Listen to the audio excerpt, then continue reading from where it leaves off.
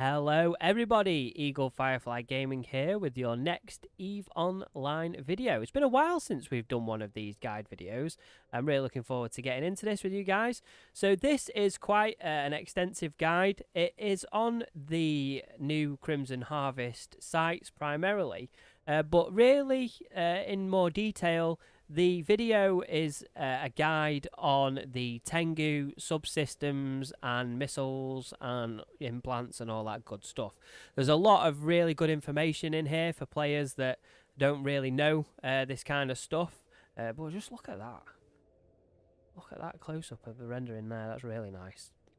Really nice. Okay, so I hope you enjoyed the video. As usual, if you have any pointers or you want to see more of this kind of video, please hit the like and subscribe button, and I shall see you in the video. See you in a mo.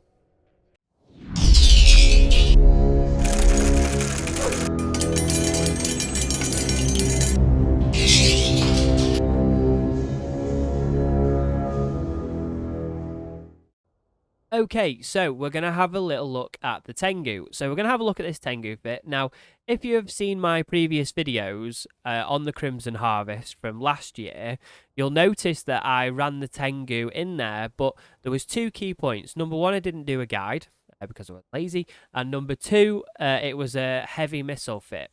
Now, at the time, I ran the heavy missile fit in that site because I wanted to apply damage to the frigates more easily. But over time, I realised that you don't actually have to do this. Now, this is close to sort of min-maxing the Tengu, so we're close to what this Tengu can actually do from a PvE perspective. I've run various different variations of this. There's one small tweak which you can do in a minute, which I'll show you, but it's not actually fully necessary to do this tweak. But we'll go through all the options in this guide. So think of this as a Tengu hybrid guide with the Crimson Harvest. Okay, so the fit to start off with. So as you can see here, yes, I have the Covert Ops cloak in there. I'll go through that straight away because that's probably going to be one of the first comments on the video. So the reason why I run the Covert Ops cloaking device is because, one, I have negative trig standings, and number two, the value of the ship and the implants that I run, it keeps me out of trouble if, for example, I come in towards a gate camp or whatever. It just gives me that extra little bit of a chance to get away. Okay, it doesn't fully protect you. Ganking happens in EVE Online. We've seen a lot of negativity around the ganking issues at the moment. Quick comment on that from me. I have an issue with ganking, but it's not my gameplay style. However, there's counter arguments in that would say it was a valid playstyle. So, one thing to note is when you undock in EVE Online, you are not safe. So you only fly what you can afford to lose. Okay, so that is rule number one in EVE Online. The comments about undocking consenting to PvP is okay, there's a counter argument, but really the ultimate rule in EVE Online is don't fly what you can't afford to lose. If you get ganked, oh well, never mind, move on. Forget about it, learn from it. There is ways to avoid ganking. You're not 100% going to get ganked, for example, but it happens, okay? Anyway, that's my bit done. So, we're going to go on the guide for the subsystem. By the way, don't quit EVE if you get ganked. If you get ganked and you want to quit the game, contact me, and we'll have a talk about how we can help you in the game. We don't want to see players leave due to ganking. It's absolutely ridiculous, it's avoidable, and it's just drama llama stuff. So just, if you're going to quit the game due to ganking, before you quit, hit me up, and we'll have a conversation. Alright, we need to spread some more positivity in this game. Third time lucky. Okay, defensive subsystems. So the thing that causes, the thing that affects the Covert Ops cloaking device or allows you to install a Covert Ops cloaking device is the defensive subsystem. And I'm just going to drop these open now. So there's a counter argument that does say if you fit the Covert Op reconfiguration, you're going to be less effective on the battlefield than you are fitting the amplification node. Yes, agreed. However, given the way that the ship is designed, it actually is stronger with the amplification node, but it's still acceptable with the covert reconfiguration. So You do get more capacity, you get more shield capacity, and you get all the various bits and bobs. The only thing you don't get is the extra high slot, which we're not really bothered about. The mid slots are the same, which is the key for the tank. You get a little bit more capacity, but we're actually, if you look at the differences between the two, there's not a massive amount of difference. So you do also get a low slot with the amplification node, which you can increase the DPS. So if we just have a quick look at the DPS here, we're looking at 1071 with a dose 3 pyro, which is about 43 million, I think. You're going to be touching 1200 DPS. You can increase this DPS ever so slightly.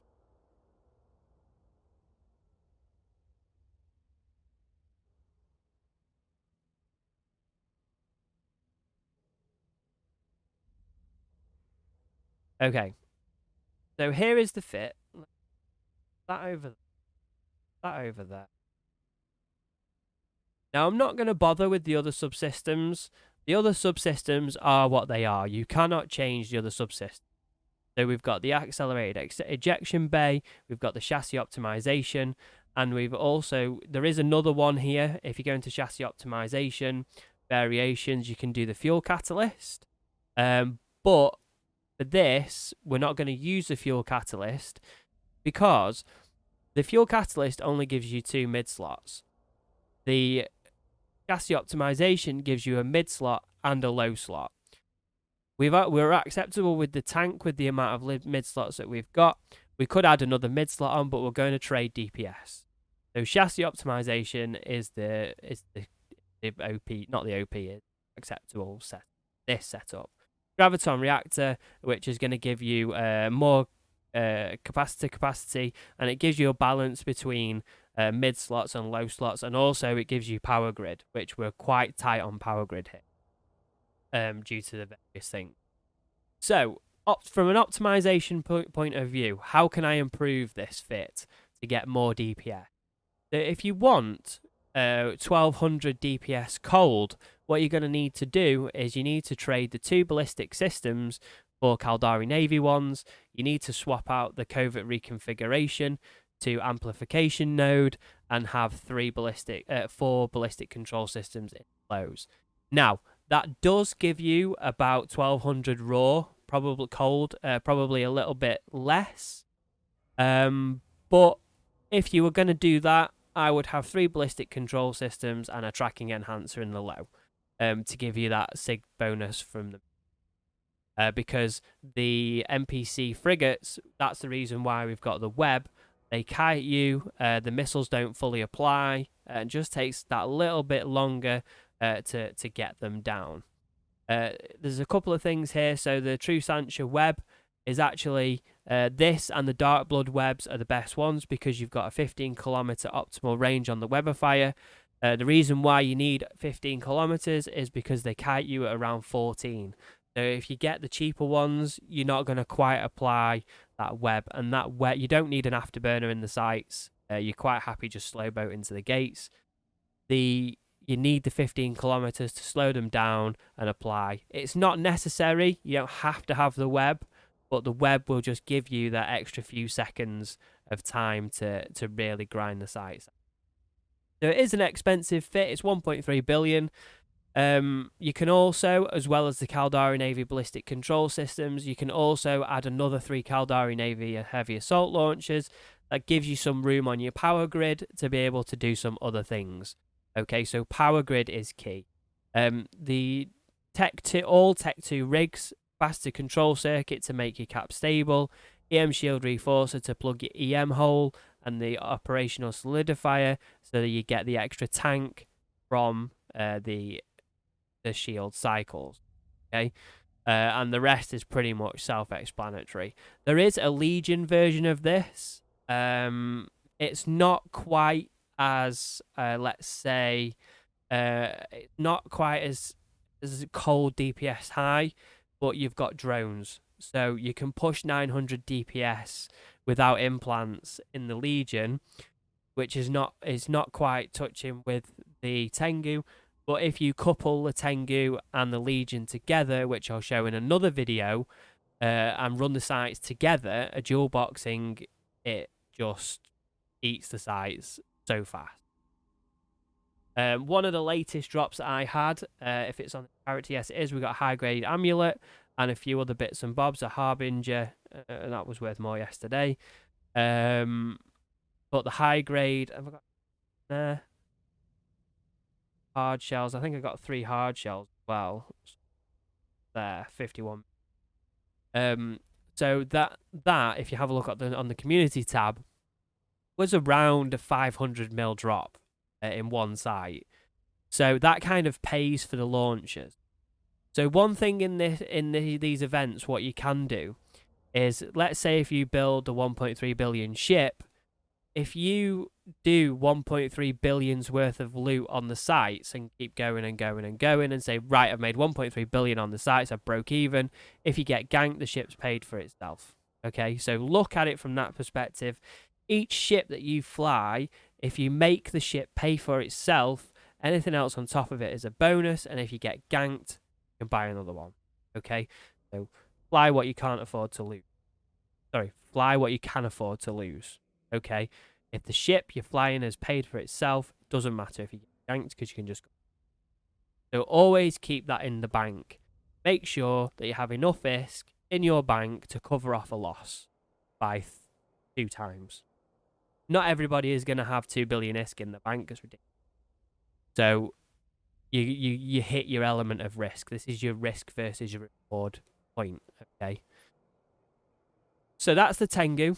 I'm going to run a guide on the sites, inside the sites in a moment, which we'll go through in the next section. There is a kill order here. If you're running the Blood Raiders sites, just kill everything. Just apply as best as you can on everything. There's no particular order. The sage spawns are heavy neuting. So once you need to focus on, once you start getting neutralized in the Blood Raider sites, this fit no longer becomes cap stable. So as you see on the capacitor side of things, you can sustainable at 32.3. Once you hit 25% capacitor, you're no longer cap stable in this fit because of the neutralization.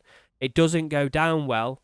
The capacitor doesn't go down very, very, very, very quickly. It will gradually go down over time because you've got an E-Warfare bonus. You've got here in your Thucker large cap battery.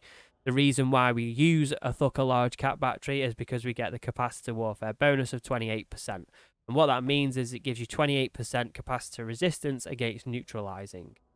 So that's why we use the faction one, because it gives you that little bit of extra tank, if you like. Okay, in the Tetramon sites, the priority order has to be the oracles for this, because the oracles have a high alpha, but they cycle slower than all the other NPCs.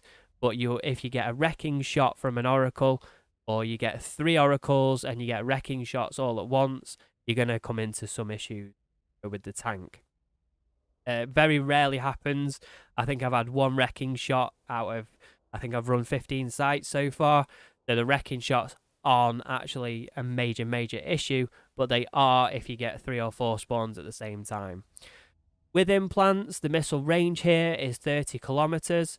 Everything in the sites kites you at 28 kilometers. It never rarely goes beyond 30 kilometers. The only time it goes beyond 30 kilometers is when the spawns are coming in, but they do kite at around between 25 and 20. So you're not going to web the cruisers, but you're going to be able to. Having said that, that is not achievable without implants, unfortunately. So you will have to have a play around with your skill set. You will have to simulate the fit, but you do need 25 kilometers of minimum range. You can achieve that with Javelin, but your DPS is good. So as we're saying about implants, this range is not achievable without implants. Okay? So yes, there is an element of skill out a bit. So DPS wise, so that set probably looks a little bit scarier to new play, a little bit scary to new players. There's just no way I'm going to afford that. Give it up. what the hydras do. Okay, so you have different versions of implants, which if you have a look at my implants video, there's various different implants that you can do. For this, there's not actually a specific implant for missiles. So we're just going to have a look at the hydras. So the hydras basically give you missile flight time bonus, missile explosion velocity bonuses. Some players that don't really understand the mechanics of missiles will look at that and think, why would you run hydras? What's the point in hydras? You're not getting any more DPS from it, or you're not getting any more tank from it, or you're not, what are you actually getting? Because we've got a high DPS ship, it's always nice to have more DPS, but from an implant perspective, we're not looking at DPS. We're not looking at more DPS. Missiles are all about application. Late beam lasers, you fire a laser, it hits. Tracking is your issue, and optimal range. There's not really much to worry about lasers. They either hit or they don't hit. They use cap, and that's it. It's similar to projectiles. You have an optimal fall off. As long as your tracking's okay, they're going to hit. Now, missiles, when a missile explodes on a ship, it creates a bubble. So it hits, and then all the damage goes from that hit point and flies outwards. That's called explosion velocity. The faster the explosion velocity, the quicker the damage is going to apply. Missile flight time bonus is an example of how fast your missile go. So I'm going to draw you some little pictures here. So here, excuse me, this is going to be a little bit like rubbish, but here's your ship, for example. Here's my ship with my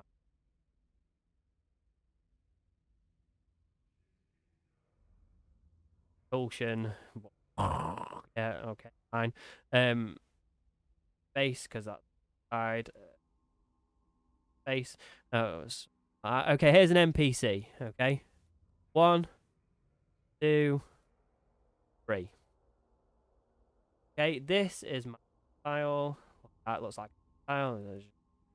Back. Right, okay. So, missile mechanics. Okay, so a missile flies onto its target. Bang. That's explode.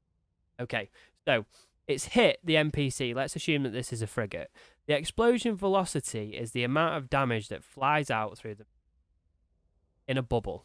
Imagine a bubble. If you actually look when missiles apply, you can actually see the bubble. Okay. Okay, next is explosion radius. So explosion radius is the amount that the bubble is going to go out by. So you've got the explosion velocity, which is how quick it gets to the edge of the bubble. Explosion radius is the size of the bubble. Okay, so this is our NPC. Color it in red. This is the NPC. Angry NPC. Look at that. Angry NPC. So if that NPC is in that bubble and the explosion radius goes outwards, at the time it gets into the... Basically, if the bubble, the final bubble, is surrounded by the NPC, including explosion velocity, taking all that business calculations. So you've got, you know, text here. You've got velocity. Forgive me, I'd explosion velocity. Okay. Then you've got radius. Okay. Radius.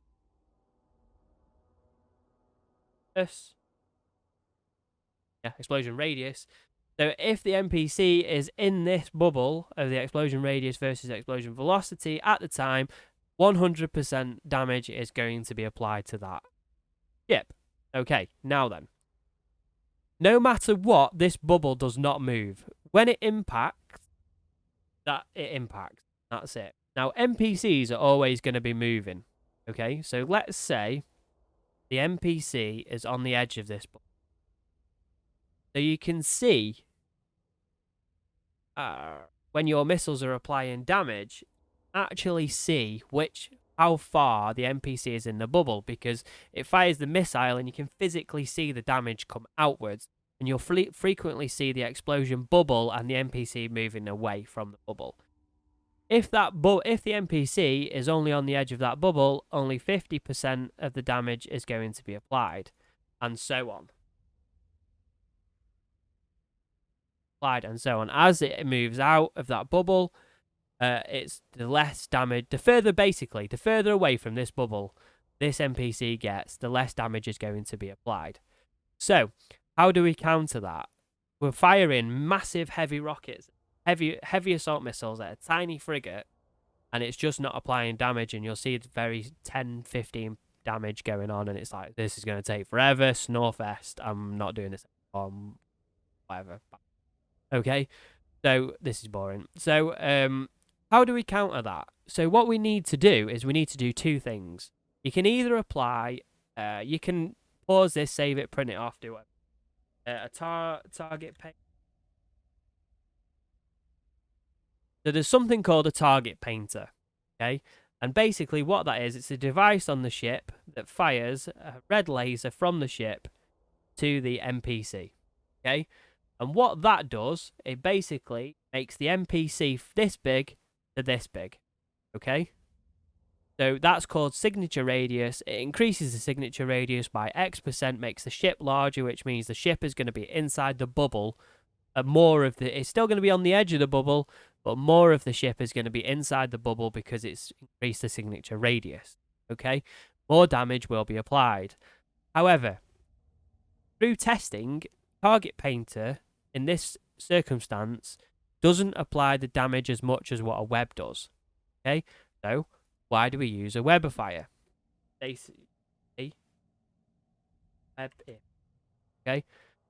Next is a stasis webifier, and what that does, it fires kind of like a blue net from the ship.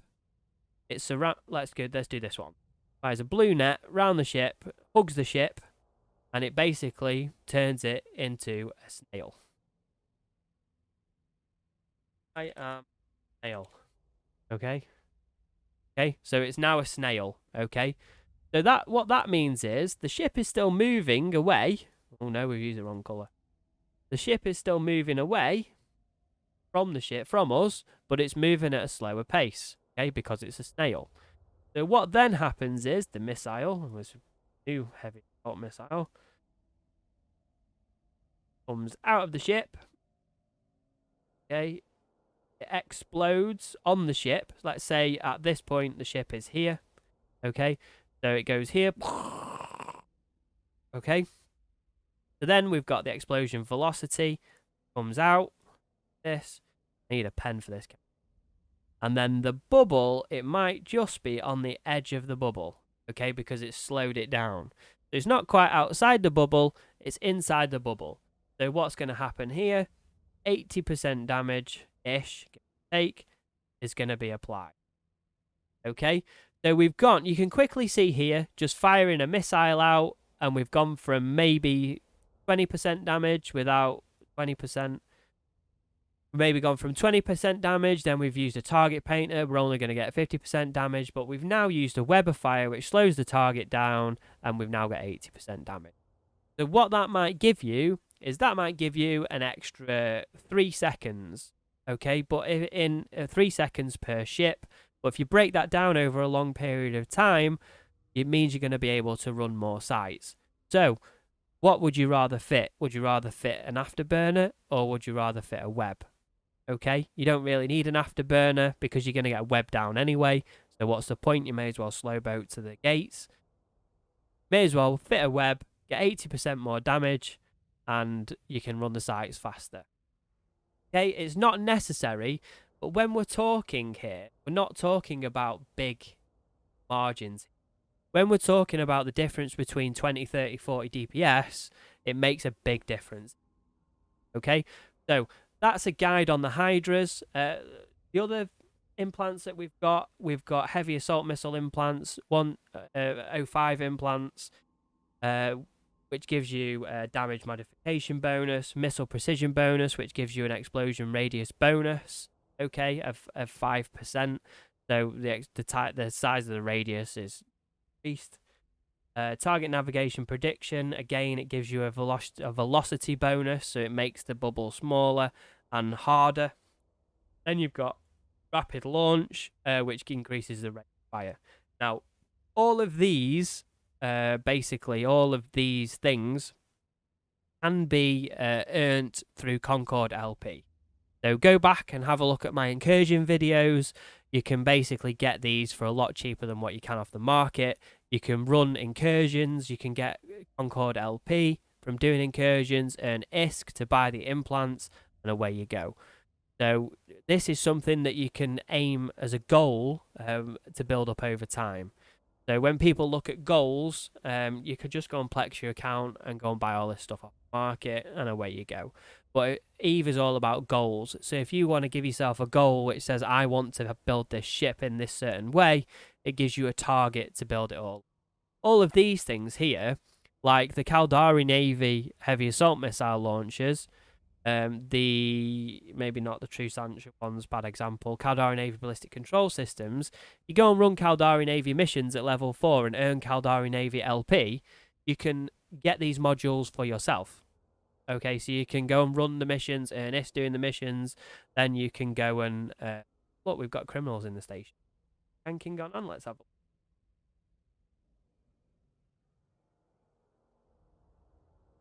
So, yeah. So all these little bits of things you can do, or you can go and buy them. So I hope that's been an informative guide on the Tengu. I think I've covered pretty much everything off. The large type shield booster speaks for itself. The shield boost amplifier speaks to it for itself. The missile guidance computer, we fit that because basically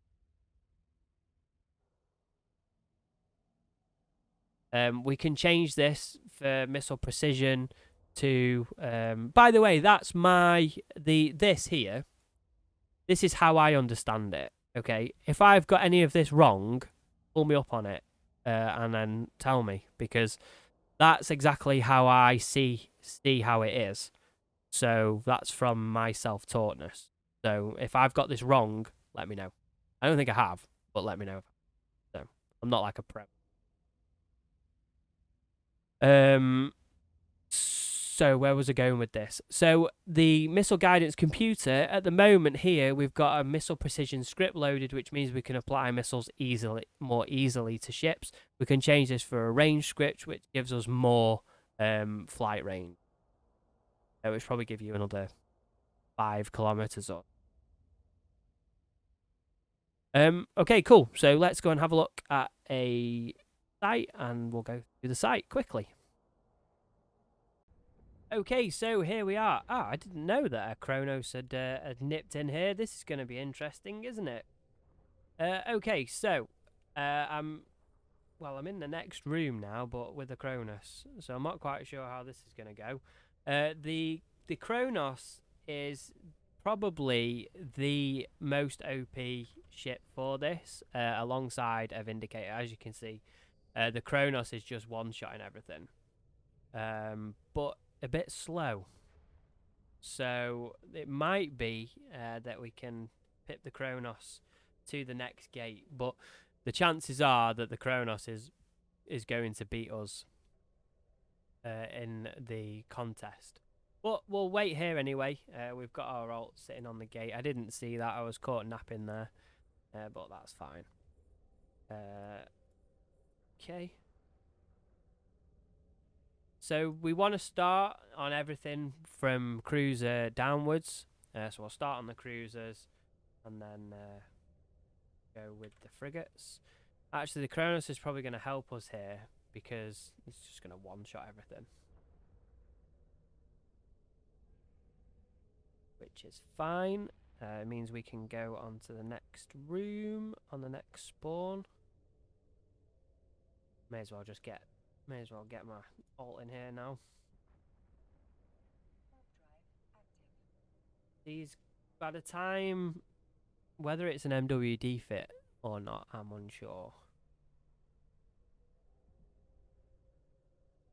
We could bump the Kronos, couldn't we? We bump the Kronos away.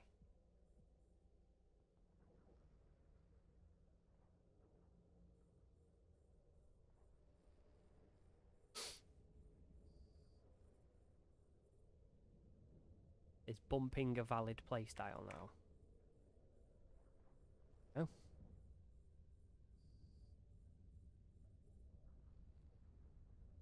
It's hitting hard, whatever it is. It's hitting me hard. Okay, got plenty. So see the oracle here? So the oracle, well, it's gone off now. But the oracle targeted the Legion, and you can see there that the Legion really got it. We're going to go into the final room. Not quite sure why the Kronos is sat so far off the gate. That doesn't really make much sense to me. There's always a weird rendering issue there as well. Kronos just sat there. Is it AFK? I don't know. Hello, Kronos.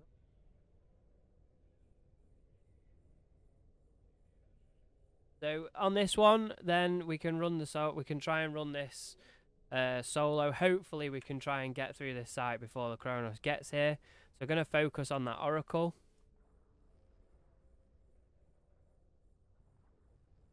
See, we're starting to hit hard now because the oracles, there's 2 oracles in here. Start webbing one of those frigates down.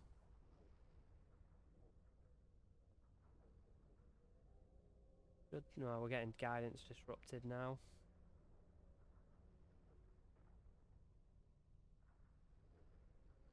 Range.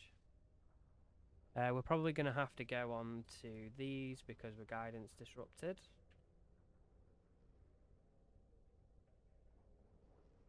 Which is fine.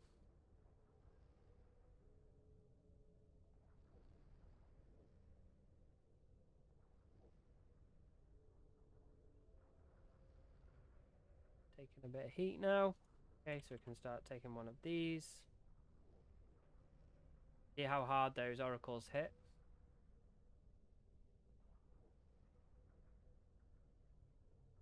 I don't think we're going to win a contest against a Kronos. And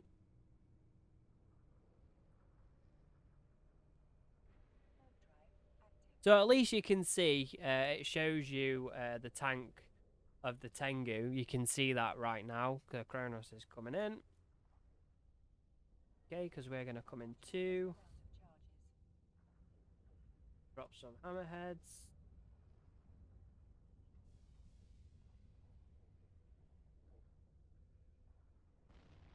Probably what we're going to do is we're going to reload this.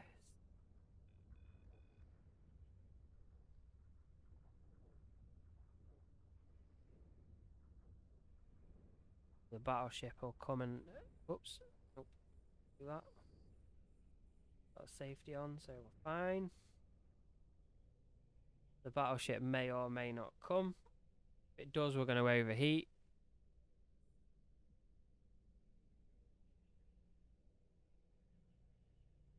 There's one of the oracles.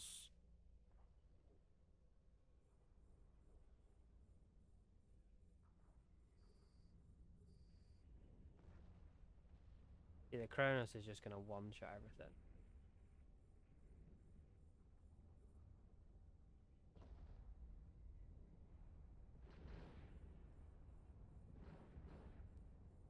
Going to be a problem for us. Fine, I'm going to pop a pyro. Have I got any pyro? Yep, going to pop a pyro.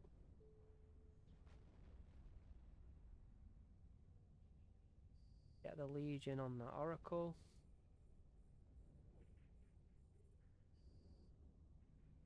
Okay, so the battleship will come now. I think it's going to be the 3rd wave. There may even be another wave here. We're going to preheat anyway.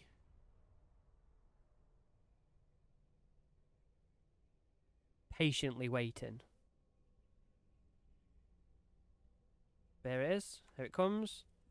So we're going to do this, do that. We're going to apply the Legion as well.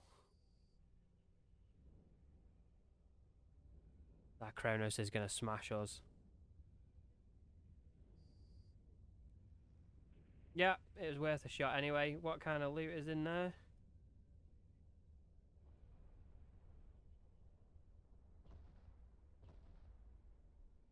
Have a look inside. 24 million.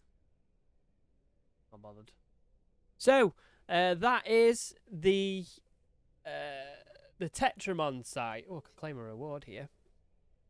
And we lost some drones. Turn to drone bay. We did lose some drones. So, that is the Tetramon base site. It was a little bit woo and a bit way because obviously we're up against that Kronos. But nevertheless, it was some good fun. So I hope you've enjoyed the recent videos using the Space Mouse, which we're just going to do a little bit of work here now, if we can. Break that away. I've really enjoyed it. I have some very interesting content coming up, which is, I know all the, well, I find personally the content interesting with the Space Mouse. So what we're trying to achieve there is we're trying to build up a little bit of some information that's building up to something, okay? Don't really have a lot to go on with that at the moment, but we're just going to leave it there. So all of the Space Mouse cinematics that I do are part of a storyline, if you like, that's going to be building up soon. Now, other things that we're doing with the Space Mouse as well, with the cinematics videos, is we're trying to show the capsuleers that don't have chance to go out exploring things that you may necessarily not see or get chance to see, or not really into exploration, so you're not really all that bothered for going to have a look. So it's trying to show a different side to Eve that people don't ordinarily see. And there's some really good stuff out there. I am working on a project at the moment, which I really do hope that it's going to come off. I've been working quite hard on it just recently, so that's why there is a little bit of a slowdown of content. But it is something that is in the pipeline, which is, for me, it's something a little bit different and very exciting. So we'll see where that goes, and hopefully it transpires into something that everybody enjoys. Alright, so as always, thank you for watching the videos, thank you for your support to your channel. Please spread the word out to your friends, family, and everybody else that you can. I hope that people that watch my content do enjoy it, and it brings joy to you all. I like a positive EVE Online, as you can probably tell for those that are closer to my inner circle. So thanks for watching. I hope you've enjoyed it. If you need any more information or want to see something in particular, then please hit me up. I'm open to content ideas, and if somebody wants some general help on something, I am all ears to hear that, and I will try my best to get that out to you. So thank you for watching. Stay safe and love you all. Bye.